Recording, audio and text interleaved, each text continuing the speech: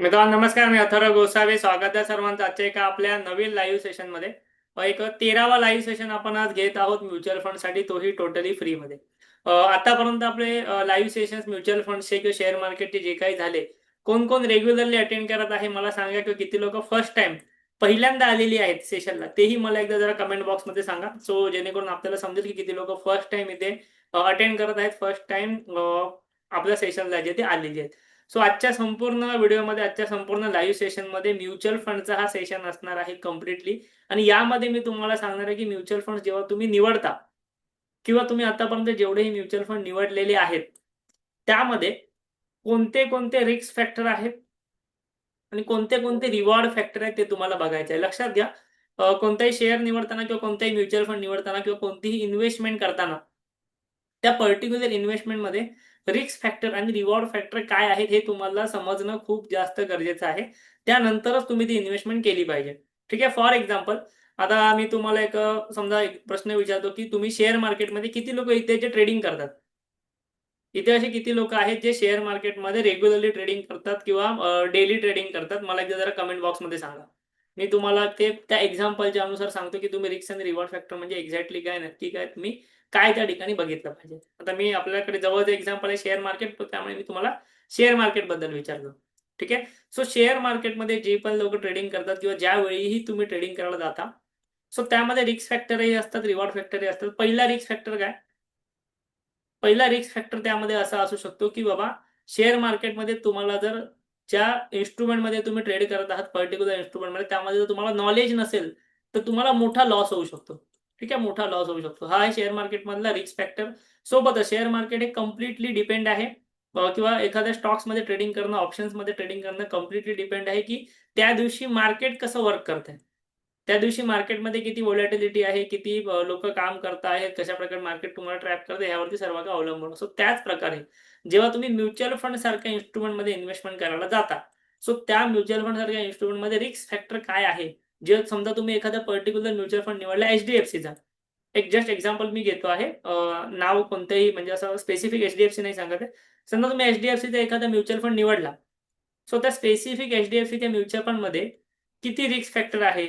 किती reward factor आहे? किती कन्सिस्टन्सी आहे? ही गोष्ट आपण चेक करतो का म्युच्युअल फंड घेताना? मला माहिती आहे जेवढी पण लोकं इथे अटेंड करतात ना, कुठे ना कुठे तुमची म्युच्युअल फंडमध्ये इन्व्हेस्टमेंट आहे. मग ती आपल्या अंडर असू दे किंवा दुसरीकडे कुठेही असू दे, कोणत्याही ॲपवरती असू दे, कुठे ना कुठे तुम्ही म्युच्युअल फंड्स घेतलेले आहेत. म्हणूनच आजचा सेशन तुम्ही अटेंड करताय किंवा तुम्हाला घ्यायचे आहेत भविष्यात म्हणून अटेंड करताय. सो तुम्ही ह्या गोष्टी याआधी चेक केलेल्या होत्या का? किंवा तुम्ही ज्या पण ॲडवायझरच्या अंतर्गत इन्व्हेस्टमेंट केलेली आहे, इन्व्हेस्टर आहात, त्याने तुम्हाला ह्या गोष्टी ऑलरेडी सांगितल्या होत्या का? जसं की आता आपण स्वतः M-fee registered mutual fund distributor आहोत, ॲडवायझर आहोत. सो आपल्या अंडर जे पण इन्व्हेस्टमेंट करतात, आपण ह्या सगळ्या गोष्टी आधीच एनालिसिस करून त्यानंतर तुम्हाला इन्व्हेस्टमेंट जे ते सजेस्ट करत असतो. तुम्ही आधी कुठे इन्व्हेस्टमेंट केलेली असेल, तुम्हाला त्या पर्टिक्युलर ॲडवायझरने किंवा पर्टिक्युलर ॲपमध्ये अशा प्रकारच्या गोष्टी ऑलरेडी सांगितलेल्या होत्या का, की बाबा तुमच्या म्युच्युअल फंडमध्ये एवढी रिस्क आहे. जर मार्केट एवढं खाली गेलं तर तुमचा म्युच्युअल फंड एवढ्या प्रमाणात खाली जाऊ शकतो. मार्केट वर गेलं तर तुम्हाला एवढे रिटर्न्स देऊ शकतो. हे तुम्हाला याआधी माहिती होतं का? मला एकदा कमेंट बॉक्समध्ये नक्की सांगा. जरी तुम्हाला माहिती नसेल, तरी हा सेशन संपल्यानंतर किंवा हा लाईव्ह व्हिडिओ तुम्ही पाहून झाल्यानंतर तुम्हाला ह्या सर्व गोष्टी ज्या आहेत त्या या ठिकाणी समजणार आहेत एकदम इझिली. ठीक आहे. आता मी तुम्हाला ह्या सर्व गोष्टी स्टेप बाय स्टेप एक-एक करून जे आहे ते एक्सप्लेन करतो. तुम्हाला आपल्या अंडर अकाउंट ओपन करायचं असेल म्युच्युअल फंडचं, तर मी तुम्हाला जसं बोललो आपण स्वतः एम-फी रजिस्टर्ड डिस्ट्रिब्युटर आहोत. त्यासाठी एकच काम करायचं, तुम्हाला व्हिडिओच्या त्या चॅट बॉक्समध्ये मी एक लिंक पाठवली Google फॉर्मची. तो Google फॉर्म भरा. तो Google फॉर्म तुम्ही भरलात, की आमची टीम जी आहे ती तुम्हाला कॉल करेल दुसऱ्या दिवशी आणि तुम्हाला सर्व माहिती ते देऊन टाकेल. कशाप्रकारे तुम्ही इन्व्हेस्टमेंट करू शकता याबद्दल. सो आता मी तुम्हाला सांगतो म्युच्युअल फंडमध्ये कोणते-कोणते रिस्क फॅक्टर, कोणते-कोणते रिवॉर्ड फॅक्टर बघायचे असतात. त्यासाठी मी तुम्हाला एका वेबसाईटवरती घेऊन जातो आणि एक एक्झाम्पल देतो. ठीक आहे. सो आता इथे मी स्पेसिफिकली आलो इक्विटी म्युच्युअल फंडवरती आणि मी गेलो आहे स्मॉल कॅप म्युच्युअल फंडमध्ये. जस्ट एक्झाम्पल आहे. कोणी जाऊन हा स्मॉल कॅप म्युच्युअल फंड घ्या असं माझं रिकमेंडेशन नाही, एक्झाम्पल आहे. सो इथे मी एक स्पेसिफिक म्युच्युअल फंड ओपन केलेला आहे बंधन स्मॉल कॅप नावाचा, जो की स्मॉल कॅप कॅटेगरीमध्ये एक चांगला परफॉर्म करतो आहे. तो म्युच्युअल फंड मी इथे ओपन केला. थोडासा खाली आलो. थोडासा खाली आल्यानंतर इथे मला काही फॅक्टर्स दिसतायत. पहिला फॅक्टर आहे अल्फा, सेकंड आहे शार्प रेशो, थर्ड आहे बीटा, फोर्थ आहे स्टँडर्ड डेव्हिएशन. हे 4 फॅक्टर्स मला दिसतायत. मला कमेंटमध्ये आत्ता सर्वांनी सांगा, की ह्या 4 पैकी कोणते-कोणते फॅक्टर्स तुम्हाला माहिती आहेत कोणते कोणते फॅक्टर्स मी तुमच्यासमोर एक्सप्लेन आता करावे हे तुम्हाला वाटतंय? सर्व करावे असं वाटत असेल सर्व करेन, बट कोणते कोणते फॅक्टर्स तुम्हाला माहीत आहे ते मला एकदा कमेंट बॉक्समध्ये नक्की सांगा. जेवढी लोक इथे सेशन अटेंड करत आहेत त्या सर्वांनी सांगा.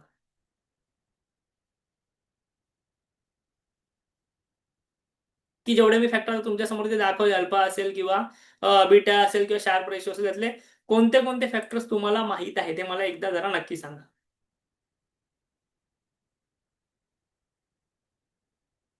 ओके. नाही माहिती आहे. ठीक आहे. सर्वांनी नक्की कमेंट करून सांगा जेणेकरून मला पण समजेल किती लोकांना माहिती आहे.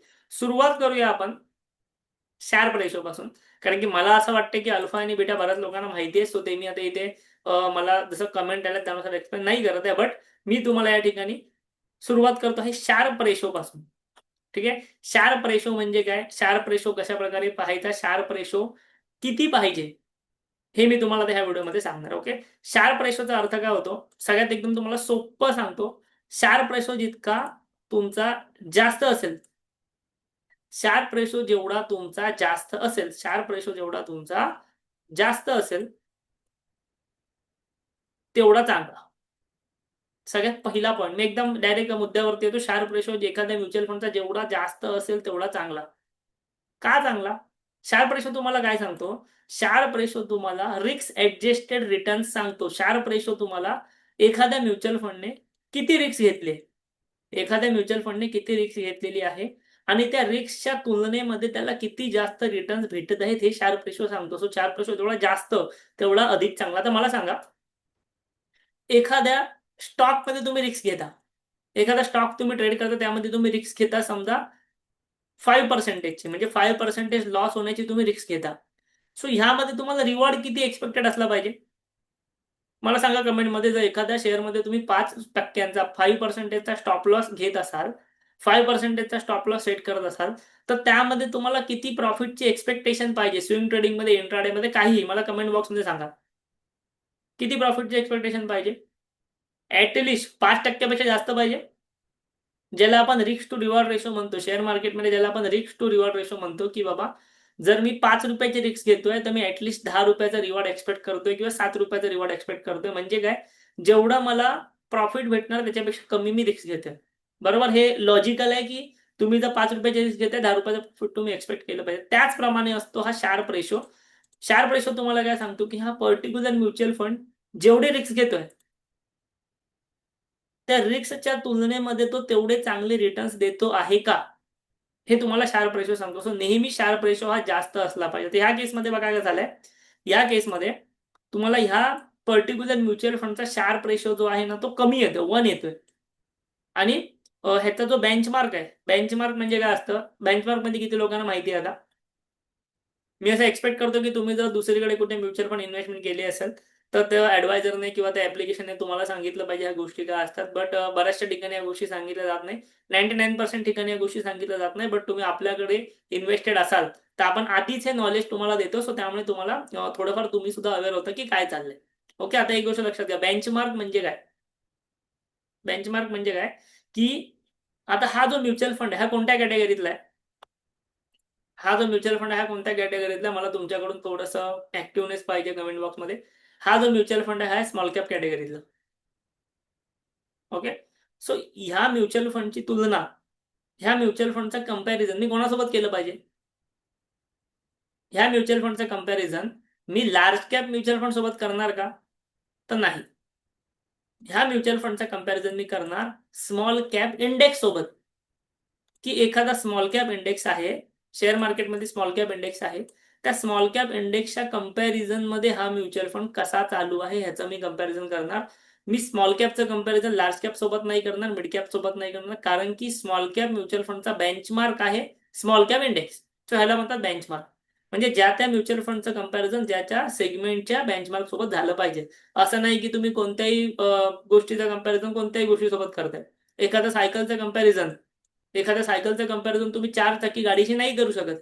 ठीक आहे. तुम्हाला जर 4 चाकी गाडीचं कंपॅरिझन करायचं असेल, तर तुम्हाला त्या व्हॅल्यू सेगमेंटमध्ये, त्या प्राइस सेगमेंटमध्ये येणाऱ्या अदर कार सोबतच त्याचं कंपॅरिझन करावं लागतं. बरोबर आहे. एखाद्या ₹10 गोष्टीचं कंपॅरिझन तुम्ही ₹100 सोबत नाही करू शकत ऑब्व्हियसली. सो अशा प्रकारे ह्याला म्हणतात बेंचमार्क.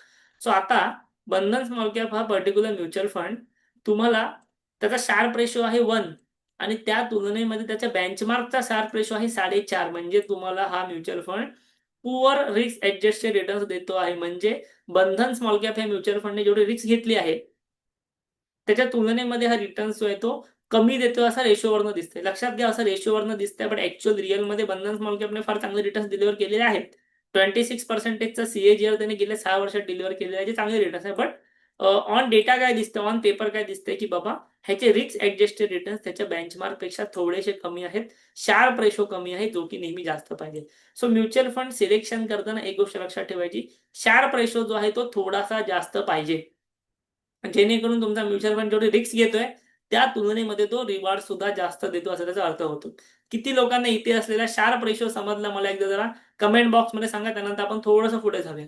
शार्प रेशो किती जणांना समजला मला कमेंट बॉक्समध्ये फटाफट सांगा. आपण दुसरा रेशो शिकण्यासाठी जाऊया. नवीन रेशो आहे तो तुम्ही बऱ्याच लोकांना ऐकलेला पण नसेल.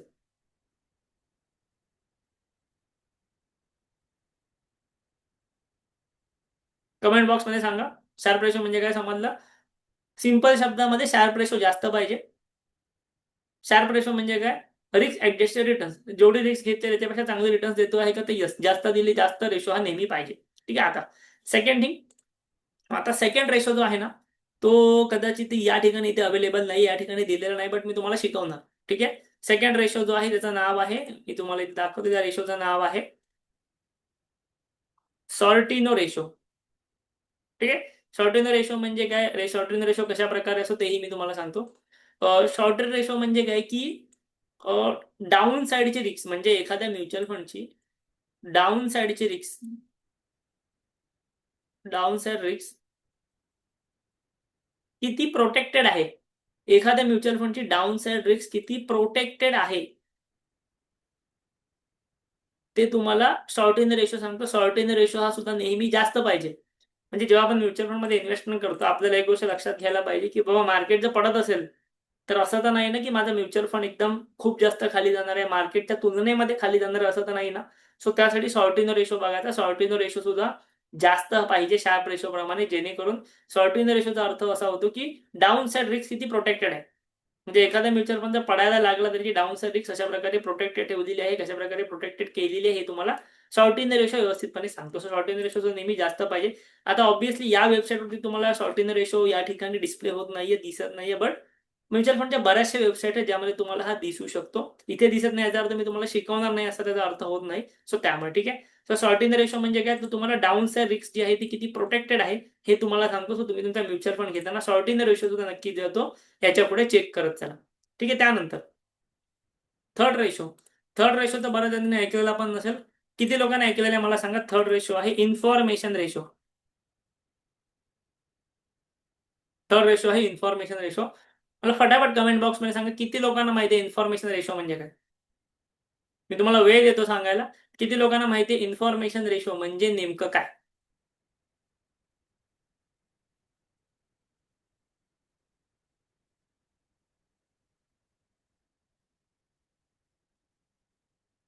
इन्फॉर्मेशन रेशो म्हणजे बेसिकली काय, तर तुमच्या म्युच्युअल फंडने किती कन्सिस्टंटली परफॉर्मन्स दिलेला आहे. तुमचा म्युच्युअल फंड किती कन्सिस्टंट आहे, म्हणजे रिटर्न्स देण्याच्या बाबतीमध्ये किती कन्सिस्टंटली तो रिटर्न्स देतो आहे, दर वर्षाला चांगले रिटर्न्स देतो आहे का, हे तुम्हाला इन्फॉर्मेशन रेशो सांगतो. इन्फॉर्मेशन रेशो सुद्धा नेहमी जास्तच पाहिजे.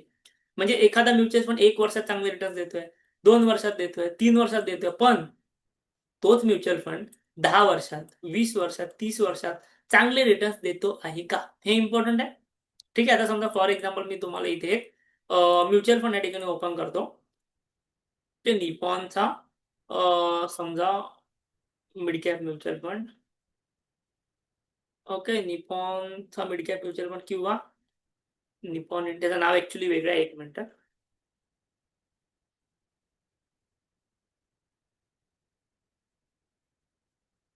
Okay. Nippon India growth fund. ठीक आहे. त्याचं नाव वेगळं होतं. ठीक आहे. आता बघा. निपॉन इंडिया ग्रोथ फंड ह्या म्युच्युअल फंडचं एज बघा किती आहे. म्हणजे इथे बरीचशी लोक असतील त्यांच्या स्वतःच्या एज पेक्षाही जास्त ह्या म्युच्युअल फंडचं एज आहे. ह्या म्युच्युअल फंडचं एज आहे 30 वर्ष. ठीक आहे. किती लोकांचं एज 30 वर्षापेक्षा कमी आहे तेही मला इथे सांगू शकता. बरेचसे लोक इथे असणार यंग. 1995 पासून हा म्युच्युअल फंडला सुरुवात झाली आहे. 30 वर्षाचा ह्याचं एज आहे म्युच्युअल फंडचं. आणि ह्या 30 वर्षाच्या काळामध्ये म्हणजे आपण जे काही कॅल्क्युलेशन्स करतो किंवा व्हॉट एव्हर जे काही करतो, ह्या 30 वर्षाच्या काळामध्ये ह्या म्युच्युअल फंडने किती रिटर्न्स दिले माहिती आहे तुम्हाला? 21.57%च्या CAGR ने तुम्हाला रिटर्न्स दिलेत. आपण जे कॅल्क्युलेशन करतो ना म्युच्युअल फंडचं, ते 12%च्या CAGR ने करतो. निपॉन इंडिया ग्रोथ फंड हा मिड कॅप कॅटेगरीतला म्युच्युअल फंड आहे. 21%च्या CAGR ने त्यांनी रिटर्न्स डिलिव्हर केले, जे की खूप जास्त आहेत. खूप जास्त रिटर्न्स आहेत. ते तुमचे पैसे किती बनू शकतात 21%च्या CAGR मध्ये, ते मी तुम्हाला दाखवतो थोड्या वेळामध्ये आता. म्हणजे किती लोकांना म्युच्युअल फंड माहिती होतं मला नक्की सांगा. असं तुम्ही जर आपले सेशन अटेंड करत असाल, तुम्हाला अशा प्रकारची इन्फॉर्मेशन भेटते. हे सेशन आपण YouTubeवरती अपलोड करत नाही. हे फक्त जे लाईव्हमध्ये अटेंड करतात त्यांच्यासाठी जी इन्फॉर्मेशन मी इथे घेऊन येत असतो. आणि त्यामुळेच मी तुम्हाला नेहमी सांगतो, की तुम्हाला जर आपल्या अंडर, ठीक आहे, तुम्हाला जर आपल्या अंडर म्युच्युअल फंडमध्ये इन्व्हेस्टमेंट करायची असेल, तर एकच काम करायचं, कमेंट बॉक्समध्ये तुम्हाला एका फॉर्मची मी लिंक दिलेली आहे. तो फॉर्म भरा.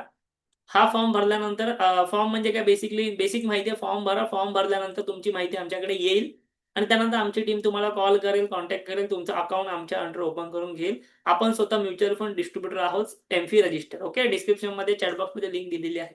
आता हा जो फंड आहे, हा तुम्हाला साधारणतः 21%चा CAGR देतो गेल्या 30 वर्षापासून. सो ह्याचा इन्फॉर्मेशन रेशो कसा असेल, चांगला असेल. सो हा हा इम्पॉर्टंट आहे information ratio. Information ratio is equal to किती कन्सिस्टंटली परफॉर्म करतोय. ओके, मी पुढच्या काही भागांमध्ये तुम्हाला हेही शिकवेन की हे रेशो कुठे बघायचे. आता तुम्हाला या वेबसाईटवरती एवढे दिसत नाहीयेत, मलाही मान्य आहे. बट हे रेशोज आहेत, अस्तित्वात आहेत, म्हणून तुम्हाला मला सांगायचे आहेत. प्रत्येक ठिकाणी हे शिकवले जात नाहीत. इव्हन बरेचसे डिस्ट्रीब्युटर आहेत, त्यांनाही माहिती सुद्धा नसतील. सो ते तुम्हाला सांगण्याचा त्या ठिकाणी प्रश्नच येत नाही. आता मी तुम्हाला फक्त एवढं दाखवतो की 21%चा CAGR म्हणजे नेमकं काय. समजा एखादा व्यक्ती 10,000 रुपयांची SIP करत असेल, एखादा व्यक्ती 10,000 रुपयांची SIP करत असेल, आपल्याकडे भरपूर लोक आहेत जे 10,000 किंवा त्यापेक्षा जास्त SIP करतात आणि समजा ती SIP त्याने 30 वर्ष सुरू ठेवली. तर 30 वर्ष हा थोडासा मोठा नंबर आहे. 30 वर्ष सुरू ठेवली आणि त्याला जर 21.5%च्या CAGRने रिटर्न्स भेटले, तर त्याची अमाउंट किती बनते बघा. 10,000 रुपयाची SIP 30 वर्ष कंटिन्यू ठेवली, 21.5%च्या CAGR रिटर्न्स भेटले. त्याची अमाउंट इन्व्हेस्टेड होते 36 लाख. त्याची अमाउंट इन्व्हेस्टेड होते 36 लाख, पण त्याची मॅच्युरिटी टोटल बनते आहे जवळपास 34 करोड. एवढी का बनली? कारण की 21%चा CAGR. लक्षात घ्या, मी तुम्हाला असं नाही बोलत आहे की तुम्हाला ह्या फंडमध्ये 21%चा CAGR भेटेल. पण जे आत्तापर्यंत झालेलं आहे त्याचं झालं तर काय होऊ शकतं, हे तुम्हाला या ठिकाणी दाखवलं. पहिल्या 5-10 वर्षात पैसा अजिबात बनत नाही म्युच्युअल फंडमध्ये, तुम्हाला दिसते. पहिली 5 वर्ष पैसा अजिबात बनला नाही. 5 वर्षानंतर तुमचे इथे रिटर्न्स बनायला लागलेले आहेत. समजा 30 वर्ष नको, 30 वर्ष खूप मोठा नंबर आहे. 20 वर्ष पकडूया आपण. 20 वर्षामध्ये पण साधारणतः 24 लाख रुपये इन्व्हेस्टेड करून 4 करोड रुपयापर्यंतची मॅच्युरिटी बनू शकते 21%च्या CAGR. सो 21%चा CAGR म्हणजे काय हे तुम्हाला यातनं समजलं असेल. आणि हा CAGR मी 12 केला. आपल्या कॅल्क्युलेशनसाठी आपण 12% CAGR घेतो. 12 केला तर ही अमाउंट किती बनते? 1 करोड. म्हणजे आपण जे कॅल्क्युलेशन दाखवतो ते तुम्हाला खूप कमी दाखवतंय.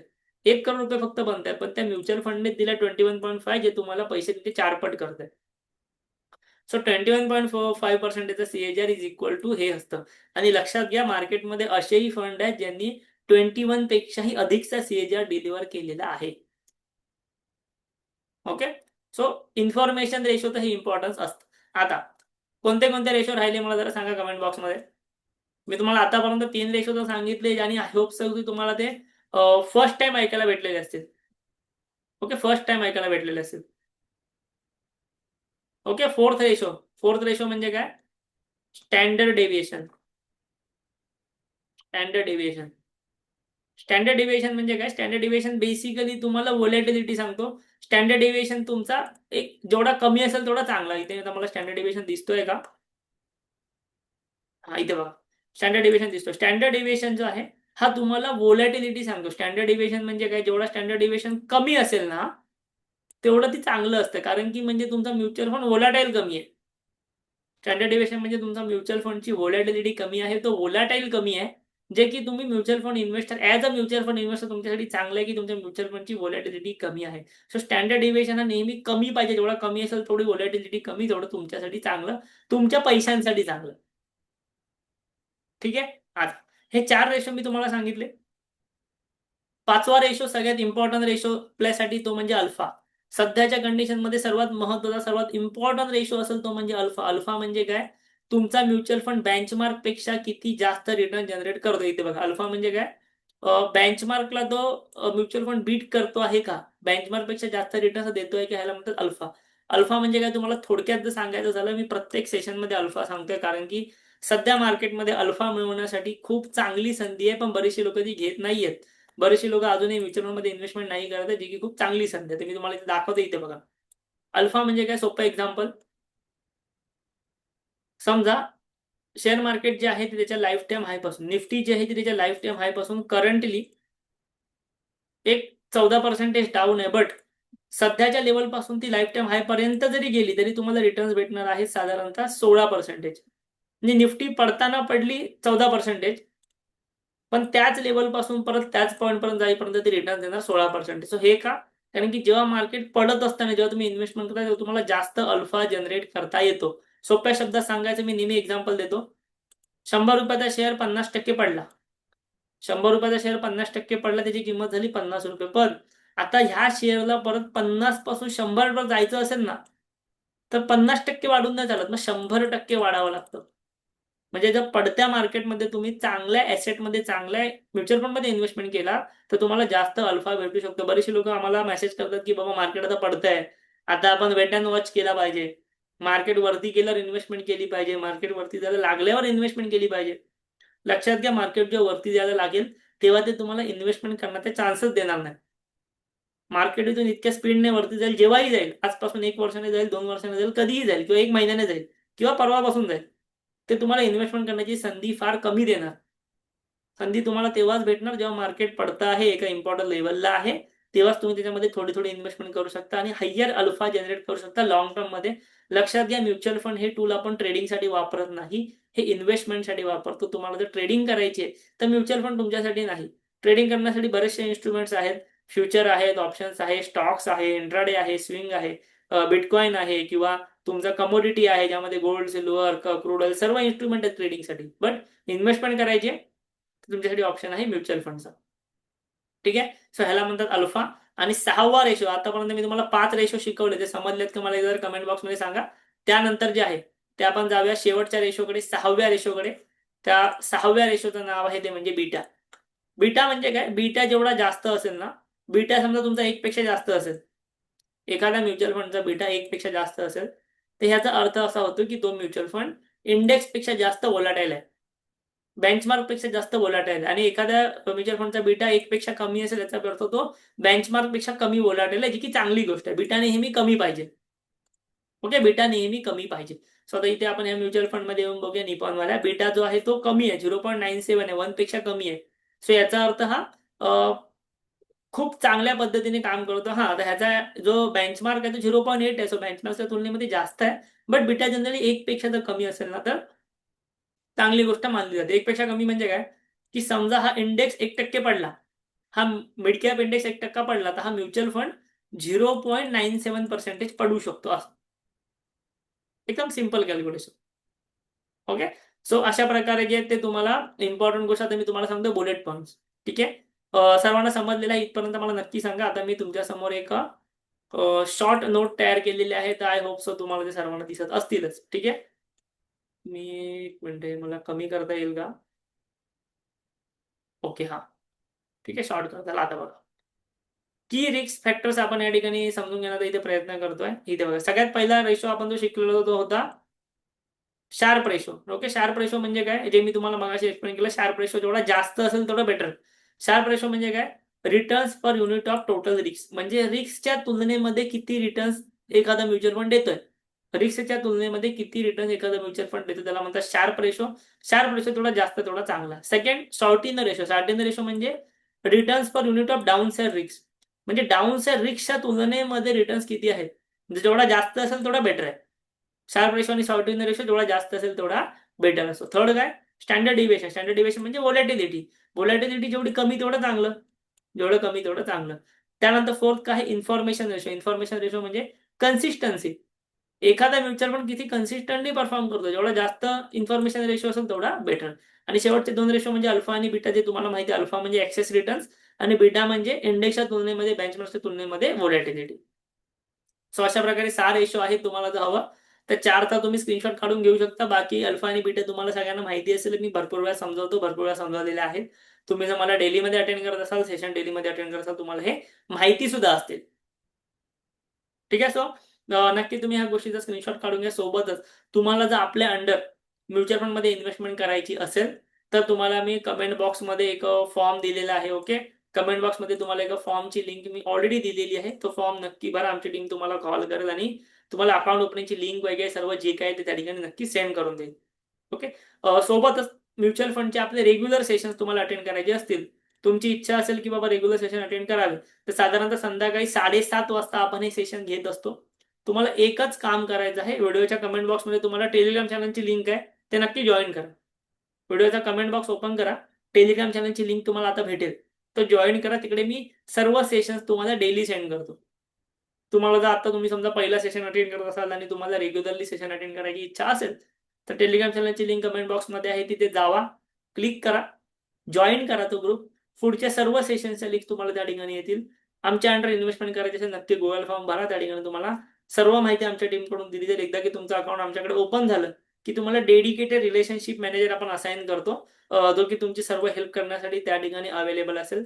सोबतच आपल्या ऍप्लिकेशनवरती, आपलं जे ऍप आहे त्या ऍप्लिकेशनवरती एक सपोर्ट चॅट बॉक्स आहे, जो 24/7 ओपन असतो. तुम्ही तुमचे जे पण क्वेरीज आहेत ते तिकडे टाकू शकता. डेली जो चॅट बॉक्स रिव्ह्यू होतो, म्हणजे मग तुम्ही आमच्यासोबत चॅट करू शकता तिथे डायरेक्टली. जसं व्हॉट्सअप आहे, व्हॉट्सअपवरती तुम्ही आम्हाला मेसेज करू शकतातच, पण डायरेक्टली ॲपवरती पण तुम्हाला सपोर्ट असतो. ॲपवरती तुम्ही आम्हाला डायरेक्टली चॅट आमच्यासोबत बोलू शकता. तर तुमच्या म्युच्युअल फंड इन्व्हेस्टमेंटबद्दल काही क्वेरीज असतील, तुम्हाला पैसे ॲड करायचे आहेत, रिडीम करायचे आहेत, एस-आय-पी करायची आहे, मॅन्डेट करायचे, जे काय आहे ते आपण सर्व तुम्हाला करून देतो आणि तुमची इन्व्हेस्टमेंटला सुरुवात नक्की करून देतो. ठीक आहे. व्हिडिओ आवडला असेल नक्की मला कमेंट बॉक्समध्ये सांगा. सोबतच म्युच्युअल फंडबद्दल अजून काही शिकायचं आहे, तर आपल्या चॅनलवरती मराठीतनं 150 पेक्षाही अधिक व्हिडिओ अवेलेबल आहेत. फ्री व्हिडिओज आहेत, 150 पेक्षाही अधिक व्हिडिओ अवेलेबल आहेत. ते नक्की तुम्ही व्हिडिओ मी तुम्हाला चॅनलची लिंक पाठवलेली आहेच. त्या चॅनलची लिंकवरती जावा, YouTube चॅनलला भेट द्या, चॅनलला सबस्क्राईब करा. ॲप्लिकेशनच्या लिंकसाठी मी तुम्हाला जसं म्हटलं फॉर्म भरा. फॉर्म भरल्यानंतर तुम्हाला ॲपची लिंक जी आहे ती सेंड करण्यात येईल.